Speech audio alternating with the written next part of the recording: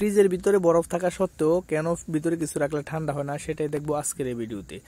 বাসা বাড়িতে যে ধরনের ফ্রিজ আমরা ব্যবহার করি তার মধ্যে 95% ফ্রিজ হলো ফ্রস্ট আর এটা হলো নন ফ্রস্ট। অর্থাৎ নন ফ্রস্ট ফ্রিজের ধর্ম হলো ভিতরে যদি কিছু রাখেন ওই জিনিসটাই বরফ হবে আর বাইরে অর্থাৎ ফ্রিজের বডির মধ্যে কোনো বরফ ধরবে না।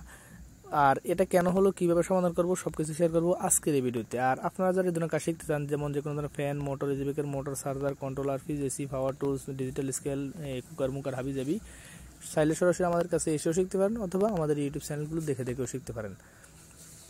সর্বপ্রথম আমরা এটা খুলে নেব। নেওয়ার পর এটা ধর্মটা আসলে আপনারা জানান, আশা করি যারা ইলেকট্রিশিয়ান টুকিটাকি কাজ জানেন তাদের জন্য এটা, একেবারে নতুনরা এটা কিন্তু বুঝবেন না যারা ফ্রিজের কাজ করেন।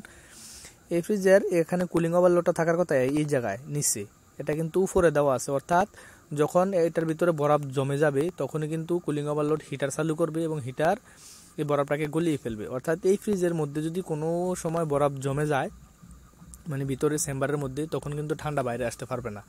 আর যদি বরফ না জমে এটা যে এটা ঠান্ডা হাওয়া তৈরি করবে, এটা ফ্যানে সামনের দিকে টেনে আনবে এবং ভিতরে এটা ঠান্ডা করবে যে জিনিসগুলো রাখবেন।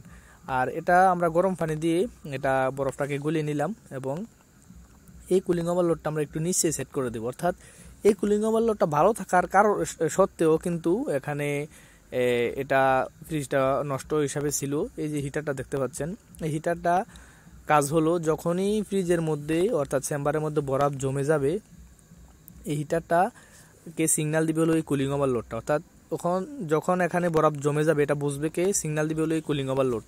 কুলিং ওভারলোড হিটারকে চালু করবে, যতক্ষণ না বরফটা গলে যায় ততক্ষণ এটাকে হিটারকে চালু রাখবে। এখন যদি বরফ গলা শেষ হয়ে যায় তখন এই কুলিং ওভারলোড বুঝতে পারবে যে এখানে আর বরফ নেই, সেই ক্ষেত্রে হিটারটা অটোমেটিক এই কুলিং ওভারলোড বন্ধ করে দিবে। সুতরাং এই জন্য আমরা একটু নিচে এনে দিলাম যখন বরফ ধরবে, যাতে এই কুলিং ওভারলোডের গায়েও বরফ ধরে। আর কুলিং ওভারলোডের গায়ে বরফ লাগলে কিন্তু হিটার চালু হয়ে যাবে। আর এখানে কিন্তু আমরা দেখলাম আগের ইলেকট্রিশিয়ান এই কুলিং ওভারলোডটাকে অনেক উপরে দিয়ে দিয়েছে। যাই হোক, এটা আমরা সমাধান করলাম। এটাই সমস্যা ছিল, কুলিং ওভারলোডটা সেট আপ হয় নাই, মালটা ভালো থাকা সত্ত্বেও কিন্তু এটা কাজ করতে পারে নাই।